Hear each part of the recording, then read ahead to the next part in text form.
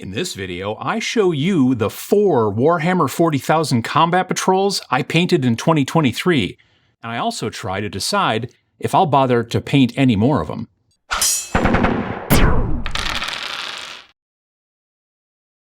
Well, it's a new year, and it seems that many people decide, pretty arbitrarily I might add, that now is a good time to make new decisions, for the coming year, right? People make New Year's resolutions and stuff like that. They decide to eat healthier and exercise more and, whatnot. I usually don't do resolutions like that. I try to make decisions, all year long.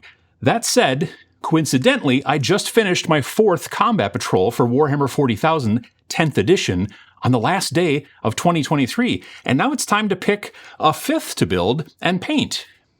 Or should I even bother? I've had people asking about the combat patrols that I've painted over the course of 2023. Not the entirety of 2023. Actually, just since the announcement of 10th edition and the new combat patrol format at Adepticon back in late March. I've been painting most, but not all, of these forces on Twitch, which I live stream on Monday nights and Friday mornings. And I figured this video would be a good place to show people the finished output of my labors, and maybe it'll give some people ideas or motivation for their own hobby output. I'll start by talking about building and painting the combat patrols first, and then after I'm done with that, I'll talk about, playing them and my thoughts about that kind of stuff. Again, if you're not familiar with how Combat Patrol works, basically you buy the $160 box for whichever force you like, and there's a lot of them out there, and then you download the free army info and the free core rules. The army info's for the box, the core rules are for everybody. Then you build the models as directed in the army info. You don't really get much choice, but it is a game mode for getting people into 40K, so making it so that you don't have to choose a lot and get analysis paralysis. It's a feature rather than a bug, right? And then once you're all done with that, you're ready to play. So as I mentioned, I was at Adepticon back in March of 2023, and I'll be there again this March as well.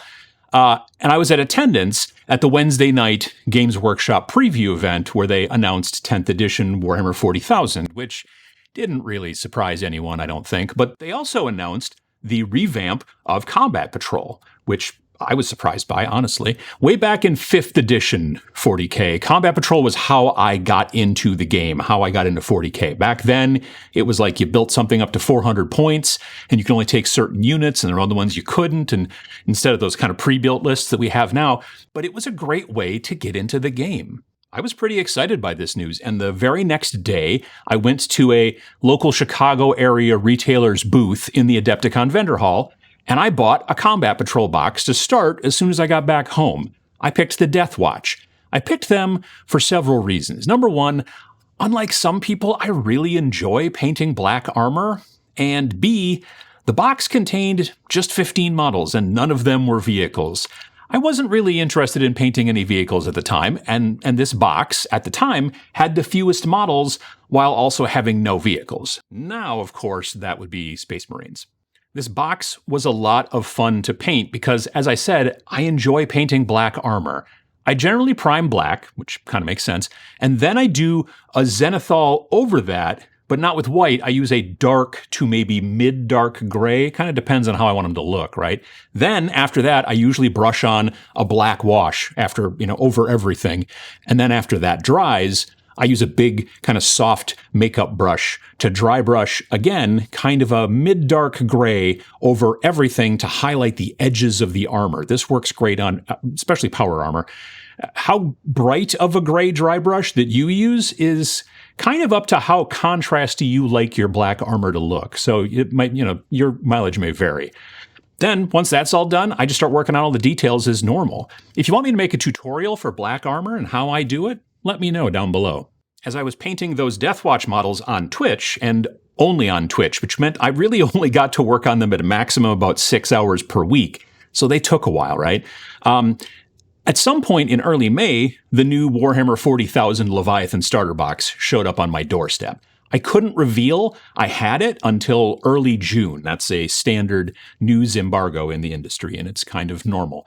But I could start working on the Space Marine Combat Patrol that was included with the models in the box, and then just, not show off on social media or tell anybody, right? Like this Combat Patrol, like I said, was only 12 models, and I didn't have to limit myself to only doing it when I was streaming, so I was able to get through it pretty quick. I decided I wanted to paint them as Blood Angels because at the time, I was thinking that I'd be building and painting several 1,000 point armies, going forward for 10th edition 40K in the future, right? My plan was to do these guys as Blood Angels and then do the actual Blood Angels Combat Patrol box as well, and then probably add a couple more pieces or a couple more models or whatever later to bring the entire group to 1,000 points of, red space vampires. As things with the 10th edition rules have shaken out, that probably isn't going to happen now, but maybe my mind will change. We'll see. These guys were really fun to paint as well. I just seem to enjoy painting power armor. I think it's because it's not particularly hard and it still looks pretty cool when you're done. I primed them a very dark brown and then gave them a 2-stage zenithal with my airbrush and carmine red first, kind of a heavy zenithal of it, and then a highlight of pure red, both from the Army Painter's airbrush paint line. After that, it was some simple thin wash all over to kind of tie everything together, and then again, a slightly lighter red highlight on the edges with a big makeup brush. And then the armor is 90% sorted. I loved working on the Terminator Captain, I think, the most. But I'd probably change how I did the Terminator Librarian again, if I did him again. That blue, I don't know, there's just too much color. I tried to make him sort of look like the box a bit, and it's too much color. I think, honestly, I would make him red in the future, even though, librarians are supposed to be blue, but mine doesn't have to. As all this was going on, I was also, in all of my free time, also building the Imperial Guard Combat Patrol box, as that was going to be my next project after I got done with the, Deathwatch and the Space Marines. I had done some Guard models in the past, mostly for the previous version of Kill Team, like Kill Team 2018 and stuff like that.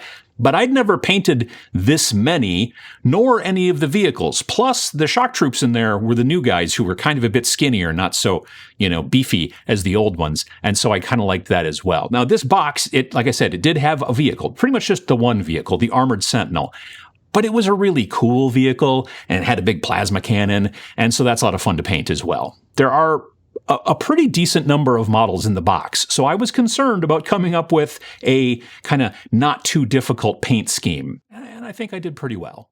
I primed everything black and then sprayed the Army Painter's uniform gray airbrush paint over the top, again, in kind of a heavy zenithal. This is a pretty kind of cool gray instead of a neutral or a warm gray.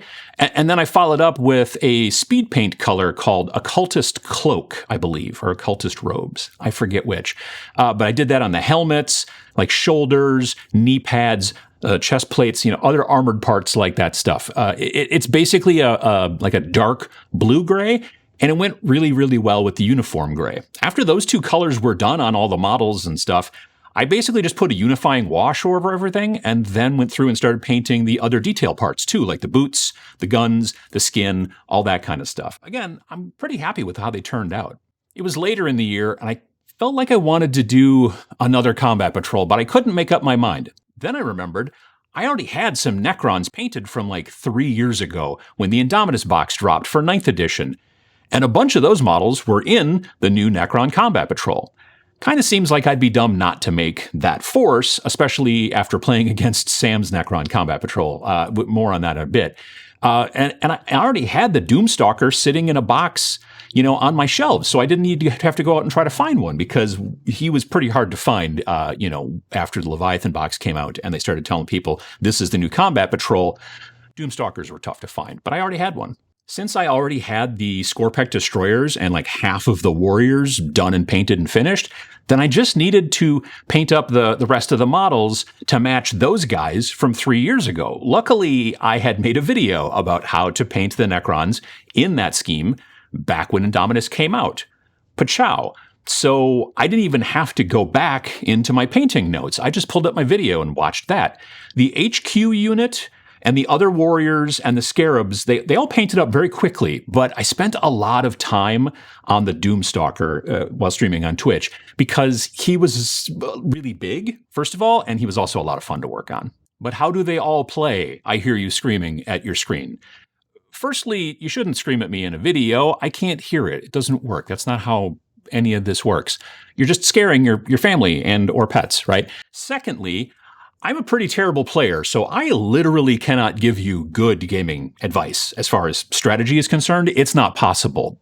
That said, I can at least give you my impressions about these combat patrols, as probably wrong and terrible as those impressions will be. Take what I say with a very large grain of salt, please. I played Space Marines first, as the Deathwatch were still in progress on Twitch, and I didn't want to run them until I had finished painting them. I mainly ran those Space Marines against Sam's Tyranids, also from the Leviathan box at the time, and I lost every single time. I saw somebody online say that the Space Marine combat patrol in that box should never lose against the Tyranids from that box because they're OP and all that kind of stuff. But I'm here to tell you that it is possible. If you work hard and believe in yourself, your Space Marines can lose to the Tyranids. Follow your dreams. Seriously, the issue I find with the Space Marines is a problem I find in several of the combat patrols. You only have 3 units, right? And it's hard to hold objectives with only 3 units. Technically, there's 4 separate units in that combat patrol. The Terminators, the Primaris Flamethrower dudes, the Terminator Captain, and the Terminator Librarian. But even I know you'd be kind of dumb to not attach the Librarian to the Terminator squad. His special ability really buffs those guys, and generally they're the only models to survive the game against when I'm playing the Tyranids for sure, even if we do get totally stomped by victory points. Same thing happens with the Deathwatch. You end up with 3 units. You split the 10 Primaris guys into 2 squads of 5. You attach the Apothecary to one and the Lieutenant to the other. And then you also have a unit of 3 aggressors kind of bopping around, right? So now again, 3 units. I found it hard to hold objectives, again, with those 3 units, especially when there was a bunch of objectives, like 4 or more. And I also had a real problem with bigger models, like fighting against bigger models. I played these guys against Sam's Necrons at one point, and I found I couldn't do anything much against his Doomstalker.